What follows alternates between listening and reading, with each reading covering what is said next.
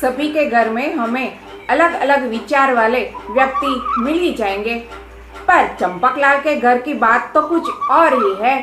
अतरंगी परिवार है। आज मैं आपको उनकी बात कहने आई हूँ। चंपकलाल को मेहमान को, अपने रिश्तेदारों को खिलाने पिलाने का बहुत शौक है, क्योंकि उसको अच्छा लगता है कोई उसकी वाह वाह करे, इसलिए वो मेहमान को घर पर बुला लेते हैं। पर चंपकलाल की बीवी बजट का ख्याल तो रखना ही होता है ना, तो वो हफ्ते भर का जो बच्चा कुचा जो नाश्ता है झूठा, वही मेहमान को खिलाती है। अब हफ्ते 10 दिन में कोई बार बार मुंह उठाकर चला है तो इज्जत रहेगी क्या? नहीं ना। तो चंपकलाल की बीवी मेहमानों को जो कुछ बचा कुचा हो वो खिला देती है।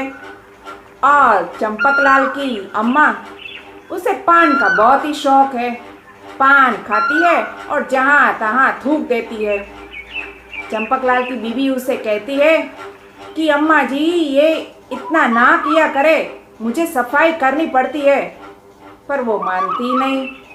फिर चंपकलाल की बीवी तो ऐसा ही घर छोड़ देती है। क्या करे बेचारी, कितनी जगह ध्यान रखे। लोग आते हैं, देखते हैं, मुंह मोड़ते हैं, पर वो भूखड़ लोग खाने के लिए आते हैं, इसलिए वो सब चला लेते हैं, क्योंकि खाने पीने को जो मिलता है। और चंपकलाल का बेटा, चंपकलाल तो उसे निकम्मा कहते हैं, क्योंकि उसे ज़्यादा समझ नहीं है ना। पर वो समझ नहीं है, उसके पीछे का कारण भी चंपकलाल ही है, क्योंकि चंपकलाल उसे बार बार रोकते टोकते रहते थे। जब छोटा था ना, तब वो उसे निकम्मा कहीं का, कामचोर ऐसे कहकर इतना भला बुरा कहा करते थे कि आज उसका बेटा छोटी सी दुकान पर नौकरी कर रहा है। वो भी चंपकलाल को पसंद नहीं है, पर क्या करे, उसके बेटे में हिम्मत ही नहीं होती कि कुछ खुद का करे।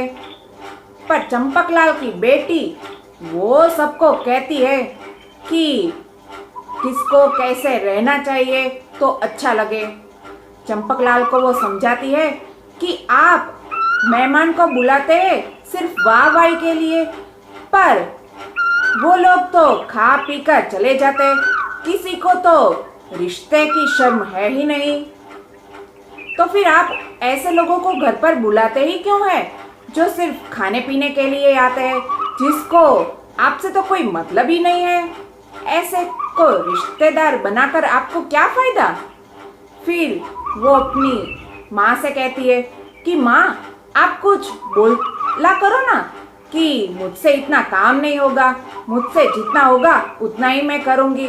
आप बोले बिना करती रहती है। फिर वो अपने पिताजी से कहती है कि पिताजी, आप भैया को बार बार जो डांटते रहते हैं ना, इसलिए उसकी हिम्मत नहीं होती कुछ काम करने की। उसका दिमाग तो वैसे बहुत तेज है, पर वो डरता है कि अगर उससे गलती हो गई तो पिताजी फिर मुझे डांटेंगे, इसलिए वो बेचारा कुछ करता ही नहीं है।